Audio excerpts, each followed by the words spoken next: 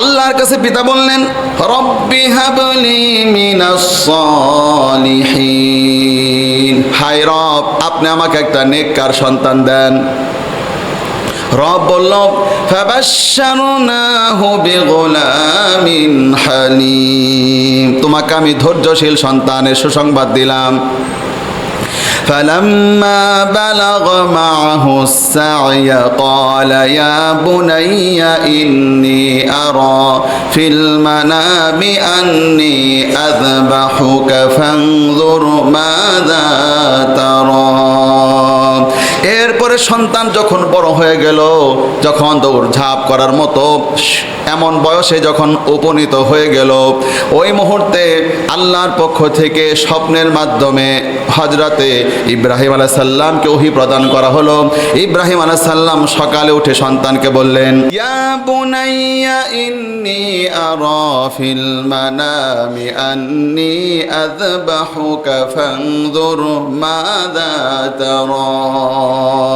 হে কলিজার টুকরা সন্তান, আমি দেখলাম তোমাকে আমি জবে করতেছি, এবার তোমার মতামতটা কি? তার মানে আমি আল্লাহর পক্ষ থেকে হুকুম পেয়েছি তোমাকে জবে করতে হবে। তাহলে আমার প্রিয় ভাইরা, এবার সন্তান উত্তর দিচ্ছে, ইয়া আবাতি ফাআল মা তুমার সাতাজিদুনি ইনশাআল্লাহু মিনাস সাবিরিন। হে কলিজার টুকরা বাবা, সত্যি যদি এটা আল্লাহর হুকুম হয় তাহলে আপনি আপনার কাজ করেন, আপনি আমাকে ধৈর্যশীল হিসাবে পেয়ে যাবেন। চিৎকার দিয়ে আওয়াজ করে সবাই বলেন সুবহানাল্লাহ। ও মুসলমান, আজকে কি চিন্তা করতেছেন? কি দেখানো হলো? মুসলমানকে দেখানো হলো আল্লাহর আনুগত্য কিভাবে করতে হয়। আল্লাহর আনুগত্য করতে গিয়ে বাপ পর্যন্ত সন্তানকে জবে করতে যাচ্ছে, আর সন্তানও আল্লাহর আনুগত্য করতে গিয়ে নিজের কল্লাটা পর্যন্ত বিসর্জন দিয়ে দিচ্ছে।